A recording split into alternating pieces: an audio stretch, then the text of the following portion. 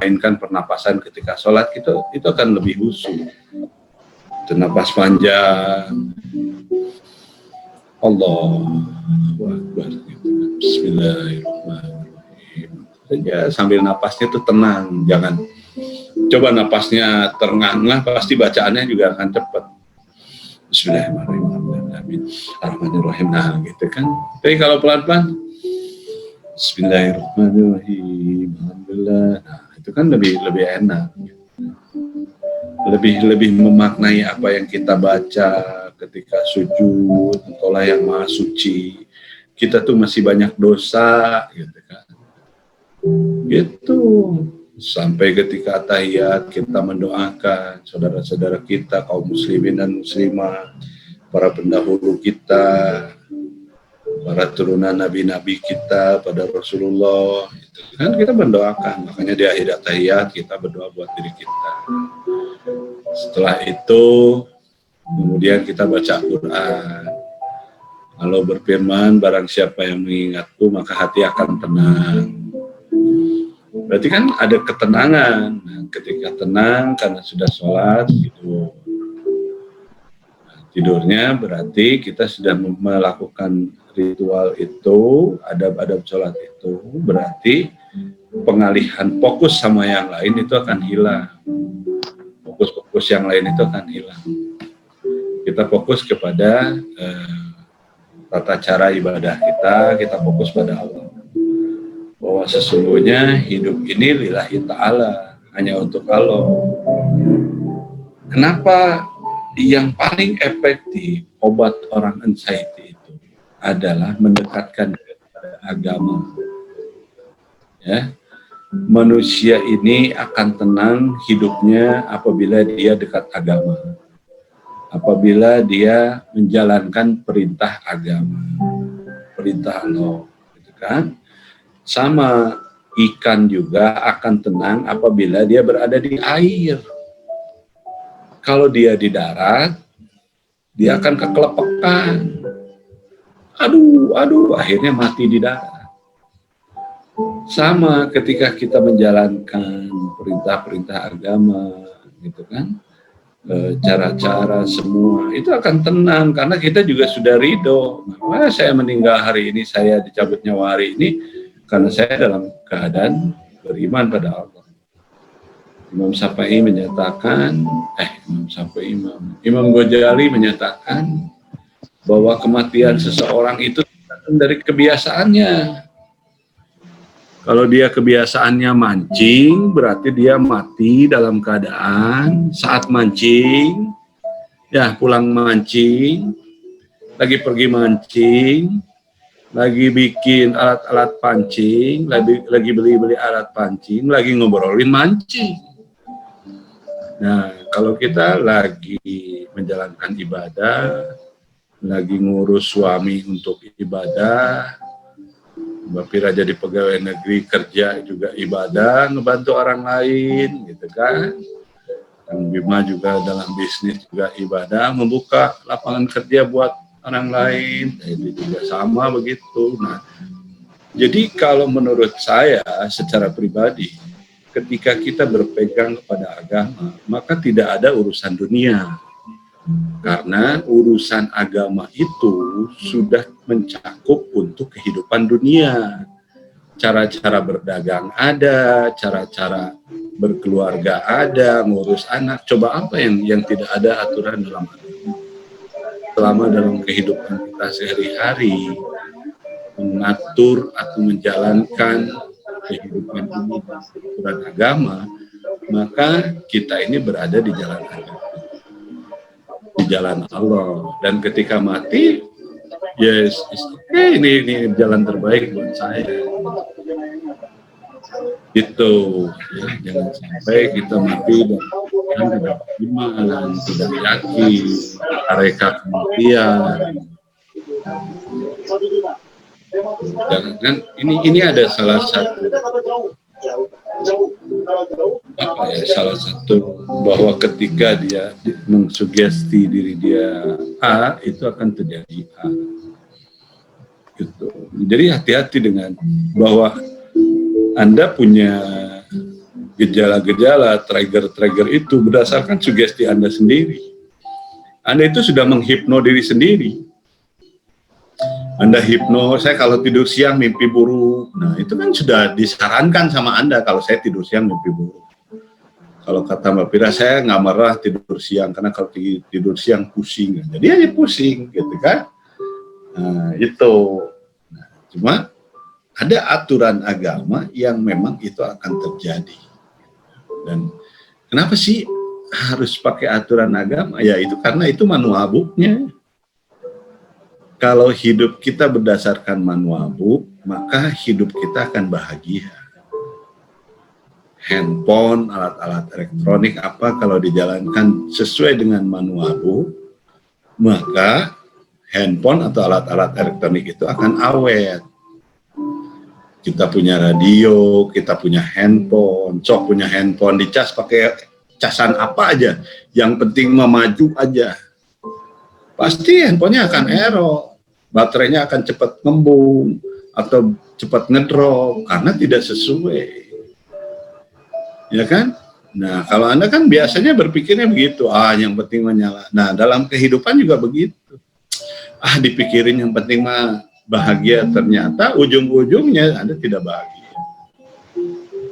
Pertanyaan saya, siapa sih orang yang tidak kena penyakit anxiety, tidak penuh kekhawatiran dalam hidupnya? Yaitu orang-orang yang menjalankan perintah agama, orang-orang yang menjalankan perintah Allah dan Rasul-Nya. Ketika dia menjalankan perintah itu, maka tidak ada kekhawatiran, mau mati besok, mau mati hari ini, selesai. Kalau saya sudah menjalankan agama, tenang aja, kan saya akan mati masuk surga. Di alam kubur aja saya diganggu sama bidadari kalau saya. Gitu. Tapi kalau kata yayangku, bidadari itu adalah para bondon yang akan mengganggu ayah. Gitu.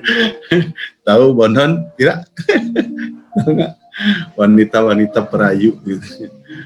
Nah, jadi kalau kita yakinnya tentang kehidupan akhirat, maka kita akan tenang hidup ini. Apa yang harus dipikirin lagi?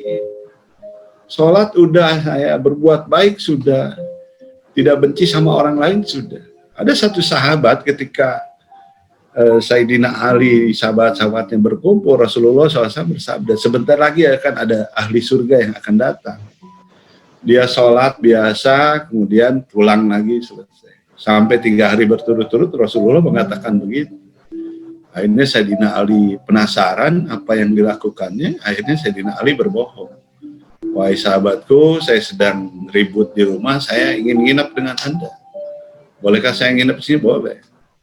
Dia lihat kehidupan sehari-harinya, sholatnya, semuanya. Nah, ternyata sholat tahajudnya biasa, ininya biasa. Nggak ada yang istimewa. Sampai setelah 3 hari ditanya, apa yang membuat kamu oleh Rasulullah dinyatakan bahwa kamu ahli surga? Nah, dia menjawab, saya juga tidak tahu apakah Rasulullah berkata demikian. Ya, 3 hari berturut-turut Rasulullah menyatakan bahwa kamu ahli surga. Saya tidak tahu. Nah, dia mengatakan begitu. Tapi terakhir, apakah mungkin saya ini, kalau boleh dibilang orangnya lempeng gitu. Lempengnya begini. Jadi kalau ada orang yang bahagia, orang yang sukses, dia turut bahagia. Kalau ada orang yang sedih, saya akan bantu sebisa saya. Selesai, dia cuma begitu aja amalan terpenting. Gitu. Apapun apapun amalan agamanya, ketika Anda melakukan dengan lillahi ta'ala, yakin bahwa surga milik Anda. Selesai, maka hidup akan tenang. Gitu. Jadi, kalau dibilang orang yang paling tenang, yang tanpa anxiety, tanpa kecemasan adalah pengusaha yang punya uang, salah. Yang punya uang juga banyak yang bunuh diri. New Zealand kalau nggak salah berdasarkan survei, semua masyarakatnya itu ditanggung sama pemerintahnya. Tapi tingkat bunuh dirinya banyak. Rumah sakit gratis, sekolah gratis, apartemen, ada uang jajan dan lain-lain. Tapi mereka pada bunuh diri. Kenapa? Karena jenuh, karena bosan. Karena tidak ada tujuan lagi. Apa tujuan dia? Ditanya pengusaha, apa yang paling enak ya begini-begini? Siapa bilang? Yang paling enak itu kamu tiap Sabtu dapat gajian. Kalau saya tiap hari Jumat mikirin gaji kamu. Kata pegawai, pengusaha. Kata pegawai, duit segini mah nggak cukup Pak, saya mikirin lagi. Gajian Sabtu senang, hari Rabu udah pusing lagi. Kan begitu. Ya, coba tanya sama ulama, sama ustaz. Apa yang dirisaukan dalam hidup ini? Masalah dunia? Enggak. Tapi masalah amalan, apa amalannya saya harus ditambah begini-begini gitu. Oke? Nah, jadi kurang lebih kita ke sana larinya. Jadi bagaimana mendekatkan diri untuk kita bisa berdamai dengan diri kita sendiri, ya hiduplah dengan agama gitu. Oke?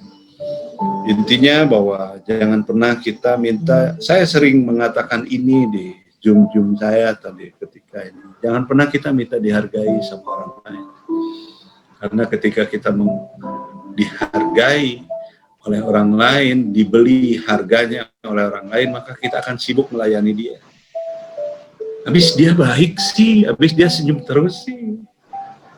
Ya, kayak misalnya Mbak Fira nih, wah dandan cantik-cantik gitu. Terus dibilang cantik, ini bagus sepatunya gitu kan. Dia mau sekolah, mau ke kantor lihat sepatu itu, saya pernah dipuji, pakai sepatu itu lagi ya. Nah selalu begitu, akhirnya kesiksa Pak. Padahal sepatunya udah teplok, udah nggak enak dipakai. Nah itu, jadi jadilah diri kita sendiri yang menikmati hidup ini gitu. Jadi hidup ini bukan buat orang lain, untuk diri kita aja. Ngapain untuk orang lain? Nikmati aja apa yang ada. Ya, jangan mereka-reka yang tidak ada. Nanti juga ada kalau kita memang bersungguh-sungguh. Allah tidak akan pernah mengabulkan doanya yang lalai. Kenapa? Lalai. Lalai itu dia berdoa kemana, dia ngomong kemana, pikiran kemana. Dia doanya A, tapi kelakuannya B. Itu kan lalai. Doanya A, ya kelakuannya A. Jadi, insya Allah akan dikabulkan. Saya ini menyatakan bahwa hidup saya ini tidak ada doa saya yang tidak dikabul sama Allah. Semuanya dikabul. Ya, cuma ada beberapa yang ditunda. Buat saya, insya Allah ini akan dikabul karena bunga-bunganya sudah ada. Ketika saya ingin anak saya yang pertama ini badannya gemuk, sehat, itu tinggi besar, kejadian sepatunya aja sekarang nomor 48. Tingginya lebih tinggi dari saya. Jadi kalau ada banjir, saya bisa pakai sepatu dia buat perahu. Ya, jadi semua dikabulkan. Berarti nggak jauh beda ya Kang ya sama ukuran Nyai.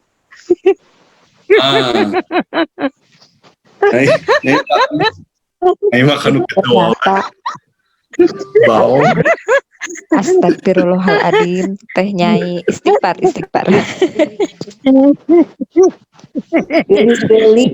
Mana ndak, mana suaranya ndak. Luas, aku ngedengar sepatunya gede. Mendingan gitu seri. Iya katanya nggak jauh beda sama ukurannya gitu ndak. Oke, selamat datang buat CSL,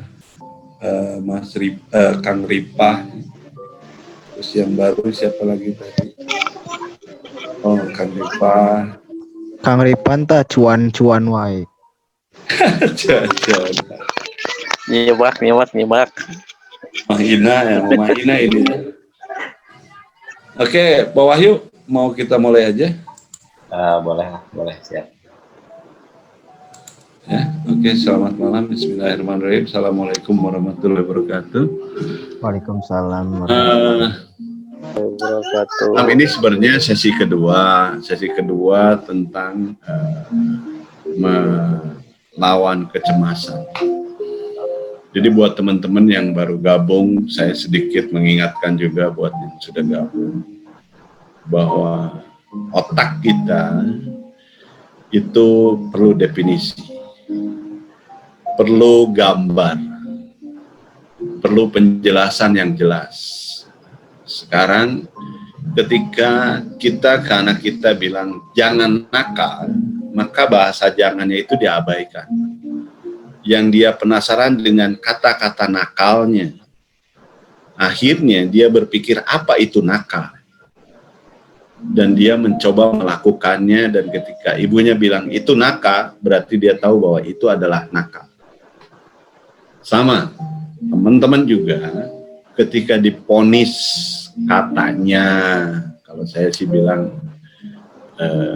Anda tidak kena penyakit anxiety, tapi Anda kena salah berpikir, salah menggunakan pola pikir Anda. Kan? Nah, yang katanya anxiety, akhirnya Anda mencari definisi anxiety ini apa. Yang menjadi permasalahannya, yang Anda pelajari adalah gejala-gejalanya. Bukan cara mengobatinya. Bukan cara menghindar dari penyakit itu. Sehingga ada bahasa yang memang sudah dikenal sama teman-teman. Saya juga tahu bahwa ada teori cocoklogi. Ya. Akhirnya terjadilah cocoklogi. Ketika ngumpul bersama teman-teman yang kena, oh iya, saya jantungnya berdebar. Kenapa saya emang nggak berdebar ya? Nah besoknya anxiety mah berdebar, akhirnya jadi berdebar. Ada yang curhat lagi, saya panas sampai tenggorokan. Nah, situ mah panas, saya enggak. Nah akhirnya kepikiran, oh anxiety teh panas tenggorokan. Minum aja air panas sedikit, oh panas teh gini, tahu saja jadi panas. Nah itu yang terjadi pada teman-teman. Jadi teman-teman terlalu banyak belajar gejalanya. Seharusnya belajar bagaimana cara mengatasinya. Coba saya tanya, Anda tahu nggak penyakit bisul? Pernah nggak belajar penyakit bisul? Bisul itu gejalanya apa? Nut-nutannya gimana? Kenapa terjadi jadi mata? Kenapa bernanah? Dan lain-lain. Tidak belajar kan? Tapi yang Anda tanya, bagaimana caranya biar bisul ini hilang? Maka hilang. Tapi kalau Anda belajar secara detail bisul, maka Anda akan sulit. Anda akan bingung, aduh ya jangan-jangan bisul ya. Nut-nutan dia jangan-jangan bisul. Padahal nut-nutannya karena kena benturan atau yang lain-lain. Karena Anda belajar bisul itu gejalanya nut-nutan, mulai panas dan lain-lain. Anda pelajari itu sehingga cocoklogi, wah ini bisul penyakitnya, padahal bukan bisul. Nah sama dalam anxiety aja, Anda juga begitu. Anda terlalu banyak belajar tentang gejala-gejalanya, tentang sensasi-sensasinya, tentang trigger-triggernya. Nah, pertanyaannya, kenapa orang anxiety ini takut mati? Karena dia masih punya harapan hidup. Kalau orang depresi, itu biasanya ingin bunuh diri. Karena dia sudah tidak punya cita-cita. Dia sudah bingung, dia sudah buntu. Sudah tidak bersemangat. Makanya lebih baik mati. Nah, itu pola pikir yang bekerja. Nah, alhamdulillah, teman-teman yang kumpul di sini ada keinginan untuk sehat. Ya, kita di sini tidak belajar penyakit anxiety. Kita di sini adalah belajar untuk menjadi orang yang berdaya. Makanya grup yang dikelola sama Pak Wahyu itu namanya adalah pemberdayaan diri. Jadi bagaimana diri kita menjadi berdaya atas diri kita dan menghasilkan sebuah karya. sehingga karya ini bisa kita rasakan oleh diri kita ataupun efeknya untuk lingkungan sekitar. Itu ya, jadi marilah kita sama-sama memperdayakan diri.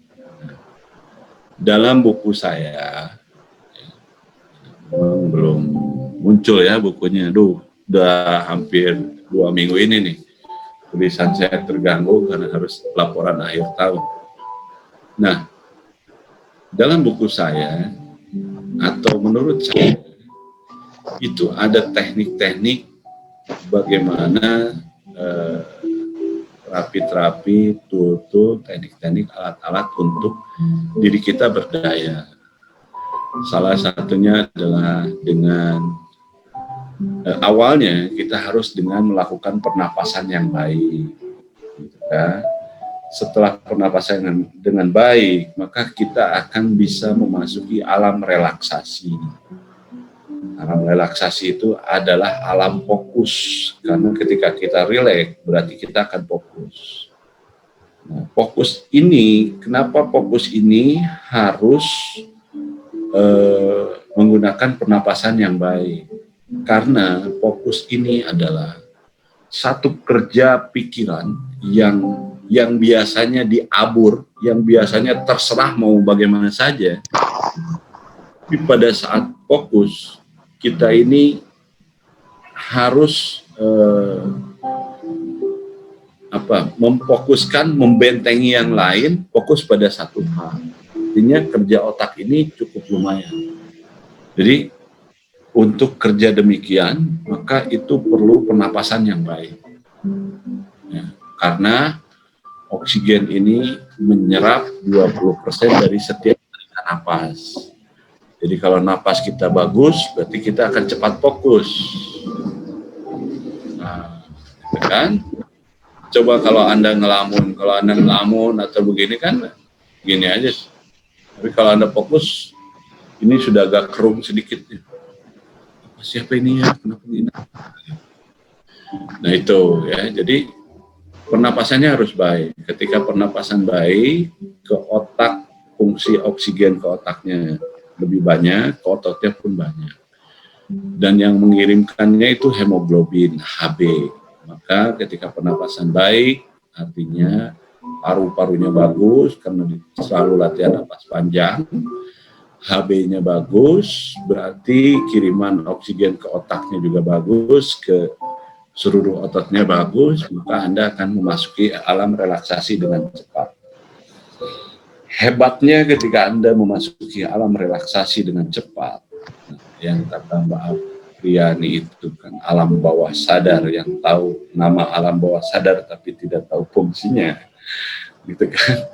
Nah, itu kita bisa mengakses alam bawah sadar dengan cepat.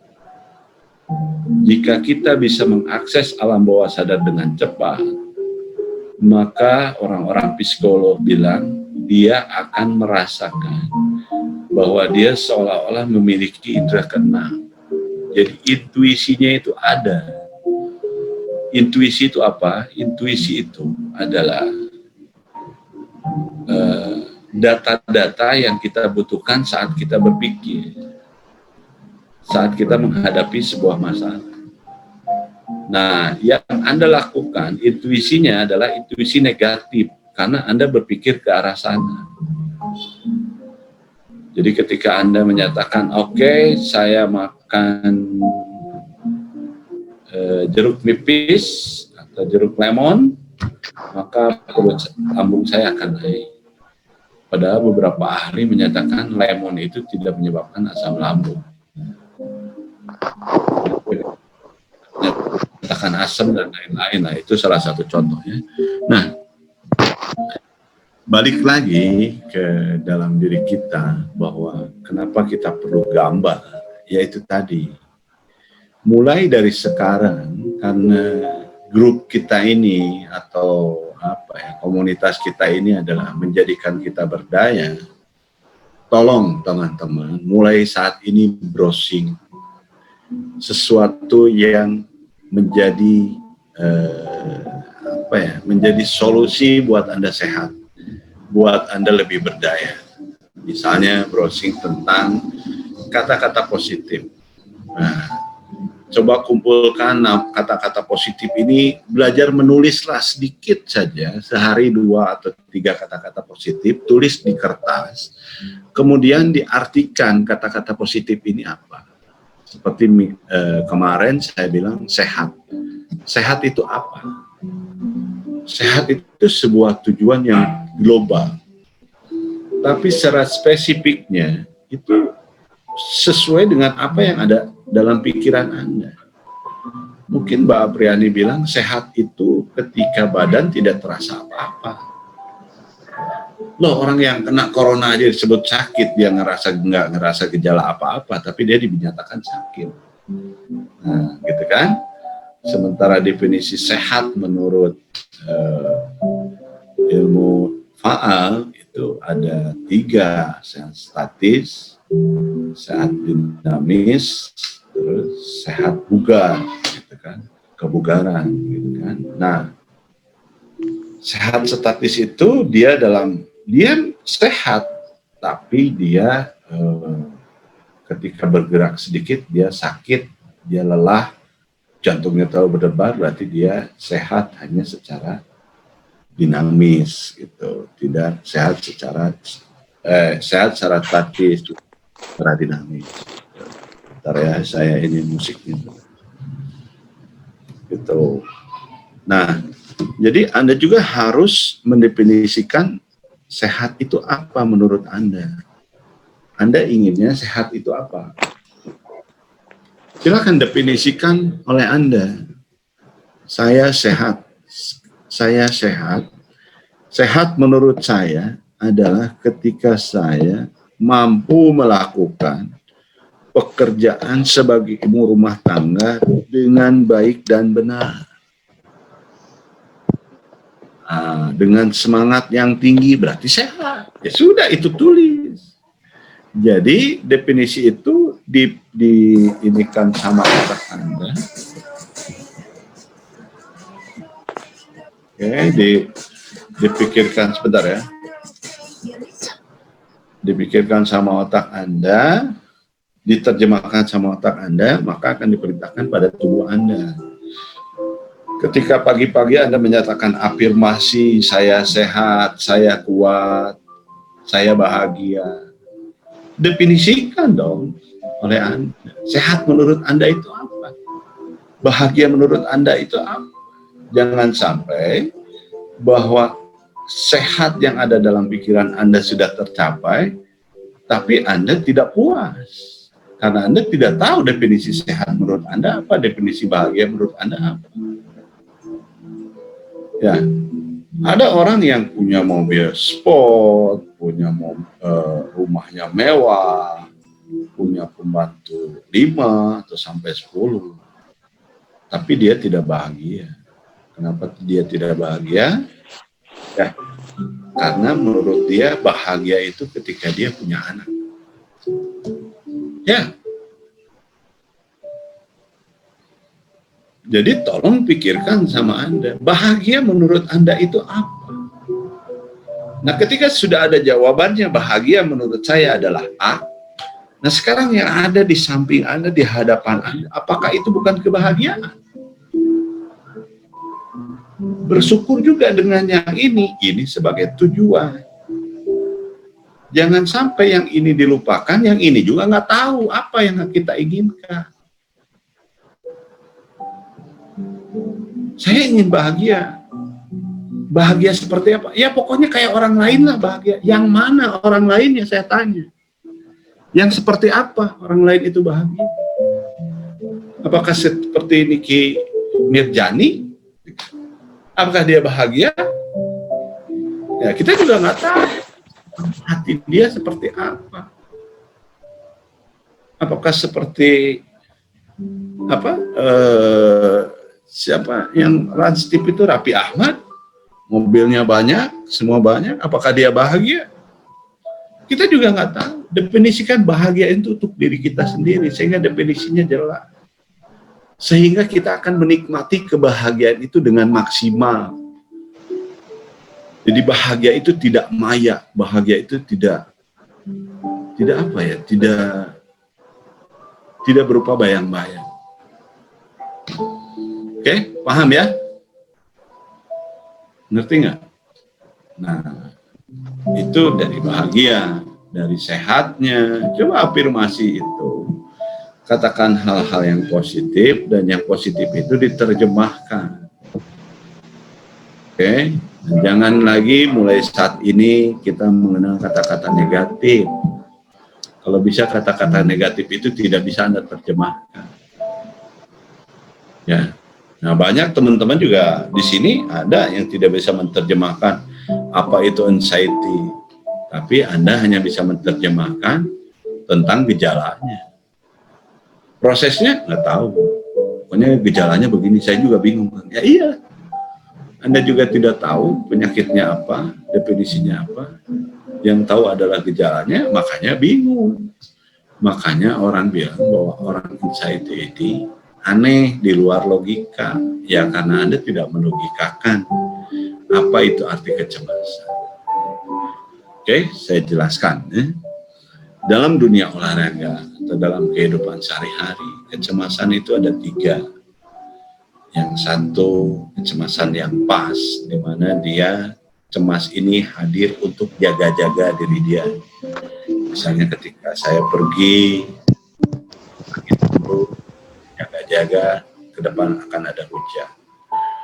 Oke, ketika saya melihat perusahaan mulai anjlok, berarti perusahaan ini akan bangkrut. Saya jaga-jaga bagaimana perusahaan ini biar naik lagi usahanya. Anxiety yang bagus itu anxiety, kecemasan, anugerah dari Allah Subhanahu wa Ta'ala untuk kita berpikir, untuk kita selalu prepare, persiapan. Tapi kalau anxiety-nya terlalu tinggi, kecemasannya terlalu tinggi, gitu kan? Maka ujung-ujungnya Anda akan berprasangka buruk. Anda akan mereka-reka anxiety itu. Akhirnya kedepannya Anda menjadi sebuah skenario mimpi buruk, sebuah cerita yang menakutkan. Karena cerita itu sering diulang-ulang, maka itu menjadi sesuatu yang menakutkan buat Anda. Dan akhirnya Anda bingung bagaimana caranya. Nah, buat yang tidak punya anxiety, yang tidak punya nilai kecemasan, itu adalah orang yang terlalu lempeng dan akhirnya dia boleh dibilang sombong. Mendung hujan, aku mangke. Nah, gimana nanti aja. Semua bagaimana nanti, semua bagaimana nanti. Dan dia pun akan terjatuh oleh lubang yang dia bikin, oleh sesuatu perilaku yang dia lakukan tanpa berjaga-jaga. Jadi saya pikir anxiety itu anugerah, tinggal Anda mengelolanya. Oke, ketika itu selesai. Saya takut mati. Oke, kalau takut mati persiapkan untuk menghadapi kematian. Dengan apa? Dengan ibadah. Gitu kan? Kang, saya takut kehilangan suami. Ya, jaga-jaga ya. Artinya, oke, biar tidak kehilangan Anda apa yang hilang dari diri Anda sehingga ada ketakutan. Ya, jatuh cinta itu sering disebut jatuh cinta. Pertanyaannya, jatuh cinta itu berarti jatuh itu ke dalam sebuah lubang. Ada yang disengaja jatuh, ada yang terjatuh, gitu kan? Ada yang menjatuhkan diri. Nah, berarti jatuh cinta, jatuhnya terjatuh, gitu kan? Tidak sengaja, disengaja. Nah, itu akhirnya ada juga yang terseret untuk jatuh. Nah, ketika jatuh berarti kita harus ada pasangan di lubang itu. Itulah namanya jatuh cinta.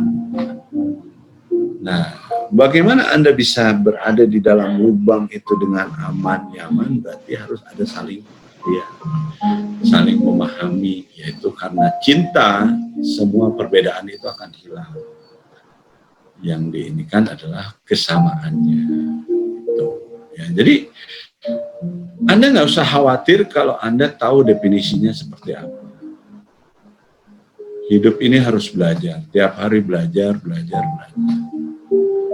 Oke? Jadi anxiety itu adalah anugerah dari Allah, memang betul. Anxiety dalam diri manusia tidak akan pernah hilang, kecuali orang yang sombong, dia tidak memperdulikan kecemasan dia. Dia sudah mati saraf cemasnya, sehingga dia lakukan begitu saja. Orang yang ngebut-ngebutan itu udah nggak cemas.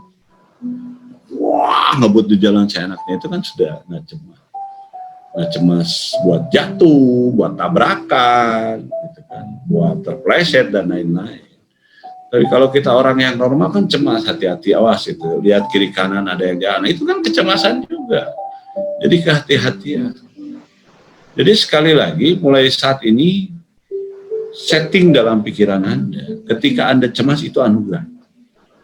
Tinggal kita cari alternatif, jaga-jaga bagaimana biar kecemasan itu hilang.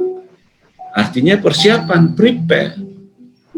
Saya mau pergi ke kantor, terlihat mendung, berarti saya cemas, akan terjadi hujan.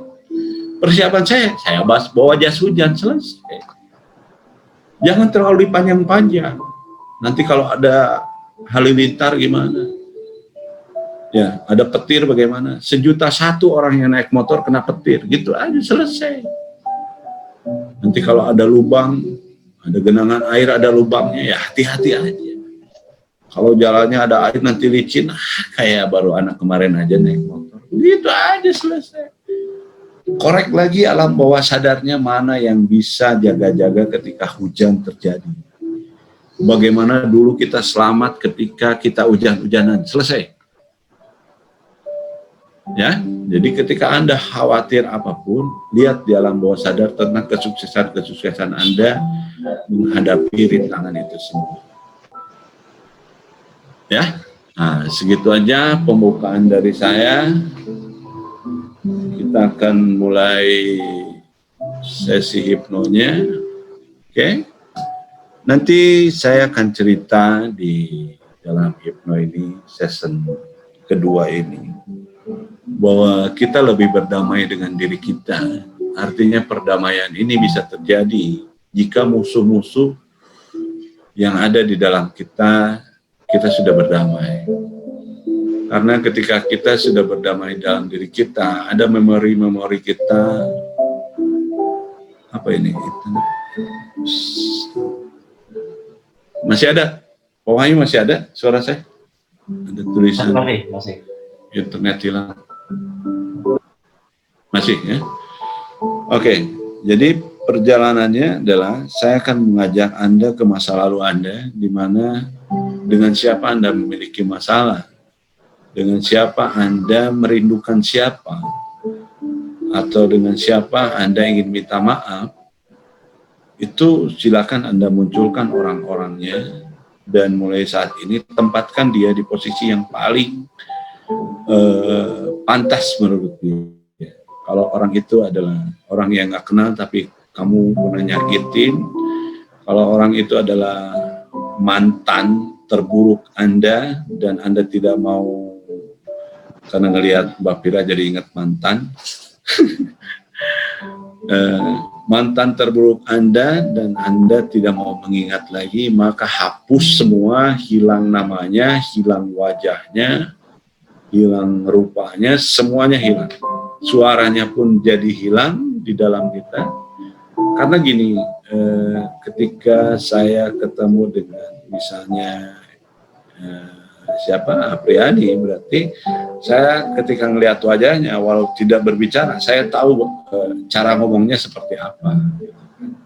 Terus mimik wajahnya ketika sedih, ketika bahagia, saya tahu, kan? Karena memori itu disimpan. Nah, memori-memori yang tersimpan ini, kalau menurut Anda harus dihapus, hapus. Tapi kalau menurut Anda disimpan aja deh ini mah. Di tempat yang paling belakang ya simpan aja. Simpan buat cadangan ya simpan aja. Boleh, itu terserah Anda. Tapi yang penting bahwa malam ini Anda orang yang paling bijaksana sehingga Anda bisa menempatkan itu semua di posisi yang pas sehingga tidak mengganggu pikiran Anda lagi. Oke, ada yang mau ditanyakan sampai di sini?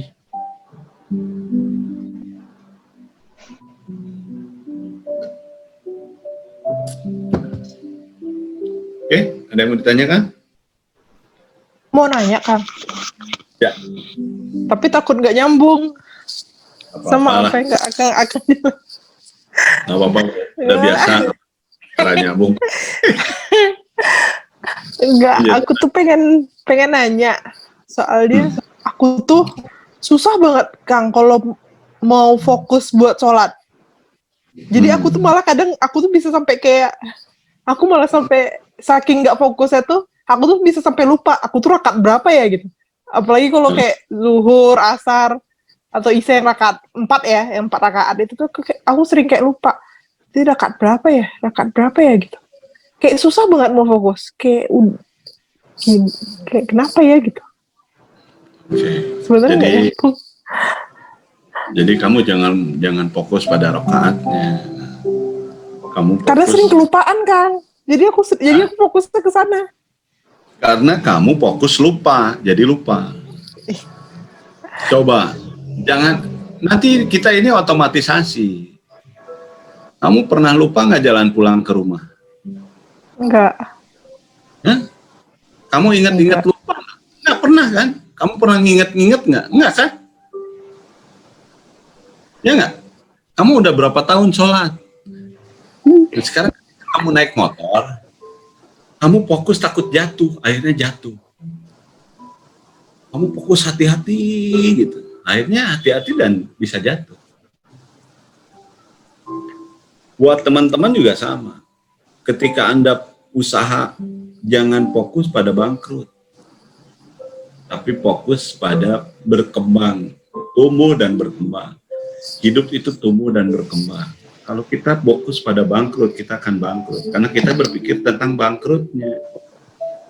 Nah, sholat kita berpikir tentang rakaatnya. Ini rakaat keberapa ya? Nanti juga otomatis. Ini rakaat kedua, ini ketiga, ini langsung salam sendiri.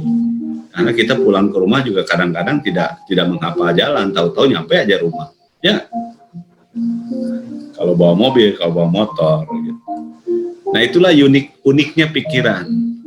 Semakin kita melibatkan dia, datanya semakin hadir. Karena datanya lupa ya, akhirnya dilupa-lupain.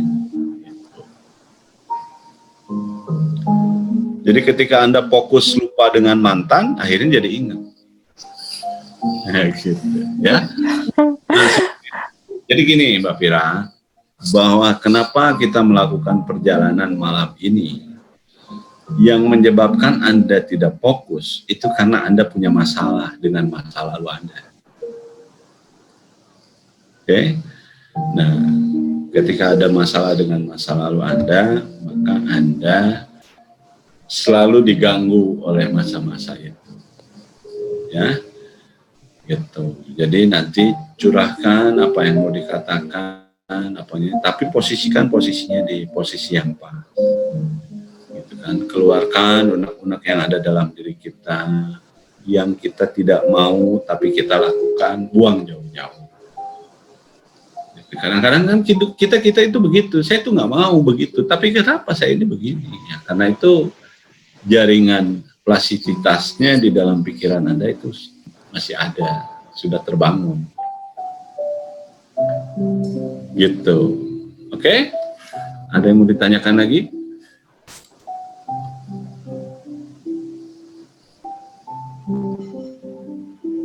Ada yang bertanya? Anda malu bertanya? Sesat di jalan. Malu meminta? Lapar di jalan. Oke. Siapkan posisi rebahan. Jangan lupa. Aku mau nanya. Iya, boleh.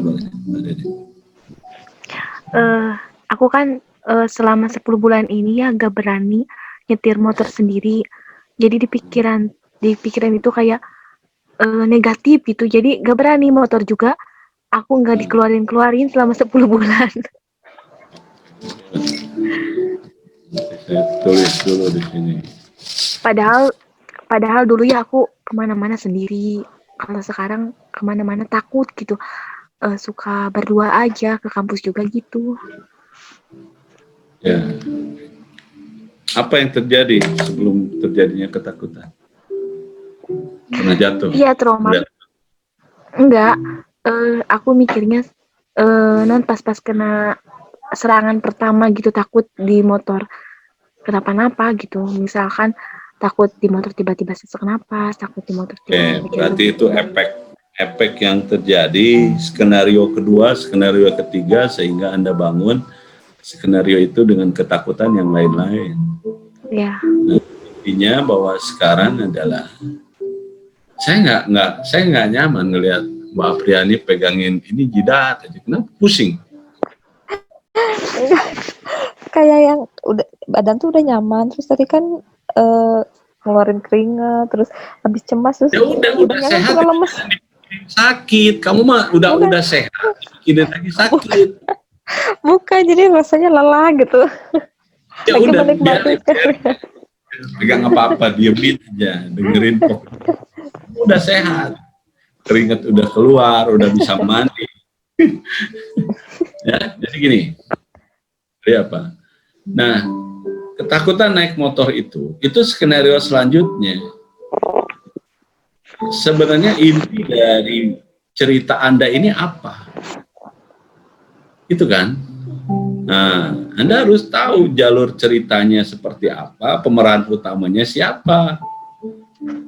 Nah, sehingga Anda akan mereview ulang bahwa ini ceritanya salah. Ketika awalnya dirubah, maka skenario selanjutnya akan dirubah. Paham nggak? Paham, Kang. Nah, gitu kan? Jadi mari kita rubah dari awalnya dulu. Nah, cuman Anda kadang-kadang Anda tidak yakin kalau ceritanya sudah dirubah. Lah, nanti ini gimana ya, naik motor gimana ya? Ini nanti jangan dipikirin. Karena Anda sudah membuat jalur ceritanya adalah jalur cerita kepergian Anda menuju ke arah kesuksesan. Bukan ketakutan Anda, bukan kecemasan Anda, bukan ketidakmampuan Anda. Ya, jadi cemas itu muncul akibat ketidakmampuan Anda untuk mengelola emosi, untuk mengelola pikiran. Ya, sekarang ketika awalnya sudah Anda mampu kelola pikiran, maka semua akan berjalan dengan lancar. Oke? Oke, Kang. Oke, ada yang mau ditanyakan lagi? Nggak apa-apa, biar di dalam skripnya saya masuk. Aku nanya deh, Ya, sok. Kang, gimana sih caranya memunculkan percaya diri pada makanan? Jadi makan ini takut, makan itu takut gitu. Jadinya teh makan, asal makan, cuman gak nikmat gitu, lihat makanan itu kayaknya enak banget. Cuman jadinya ngebatin gitu, takutnya gini, gak dimakan gitu. Nah jadinya lihat makanan teh kayak yang nggak menikmati makanan yang aku makan gitu, karena dipilih-pilih banget. Makanya saya bilang tadi bahwa harus tahu awalnya dari mana Anda bisa takut seperti itu. Ketika awalnya sudah dibantai, maka itu kan habis. Banyak teman-teman yang saya tangani itu ketika saya pas dan mereka dengan jujur mengatakan, kadang saya begini ya, kadang saya bisa nebak gitu, si A, si B masalahnya dengan ini, tapi kadang-kadang bahasa saya tidak etis untuk dikatakannya, sehingga saya juga tidak, kayaknya bukan ini, saya agak ragu-ragu.